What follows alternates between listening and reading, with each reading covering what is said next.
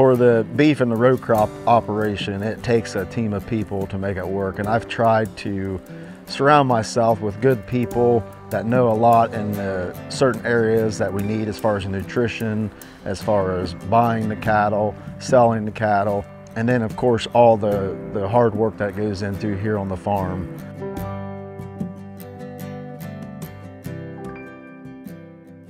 I'm W.J. Fannin with Fannin Ag.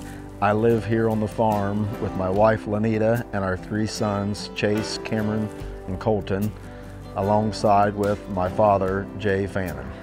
Fannin Ag is a multi-generational beef operation with also row crops involved as far as growing our feed for the beef operation and also selling the crops. We feed roughly 800 to 1,000 head of cattle a year. We try to finish them, we take them all the way to the market weight. We get them in all different sizes depending on the market conditions. On the row crop side of things, we farm roughly 1,800 acres, and that consists of corn, soybeans, wheat, and alfalfa. We like to grow the feed here for the beef cattle ourselves. It gives us a different way to market the grain through the cattle, and in return also get some of the value of the manure to spread back out on our fields to help the other crops grow the following years. My grandfather and grandmother moved here in July 11th, 1969. They had cattle at a previous operation, but they moved here to Fayette County to start feeding cattle. Since then, my father fed cattle when I was younger, and now that's what I'm choosing to do now, and I pretty much fell in love with it from the time I was a little kid. We market our cattle through several different approaches. We do online marketing through our beef store. We also market traditionally through livestock yards, and we also sell direct to the packers. Technology in ag today has improved the operation here on this farm through numerous ways.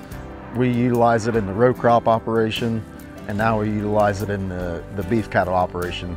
It's kind of basically digitized the way that we feed cattle today, with the ability to capture all the information and see how the cattle's performing on a day-to-day basis and on a monthly basis. And it gives us information back that we can use in the future to buy certain pens of cattle if we've had good data that we've collected from previous times of feeding an individual's cattle. What our farm does for environmental stewardship is we created a new facility so we don't have any runoff for the feedlot. All the manure's held inside the barn in the manure bay and spread at appropriate times when we can get out on the fields when it's not a heavy rainfall event, so we don't have the runoff from the beef finishing operation. We like to utilize those nutrients in our row crop side of the farm to cut back on the synthetic amount of nutrients that we apply to our fields. How I define sustainability for our farm is by the use of the row crops that we feed the cattle, the manure that we return to the land, and just being able to tie that all together and make it work for the long-term future. Some of the long-term goals for the farm that I have as far as being sustainable is to leave the farm in a better position than what it was when I got it for my kids and hopefully maybe their kids down the road. And overall just growth in the community to help supply, fresh beef here in the community through our freezer beef.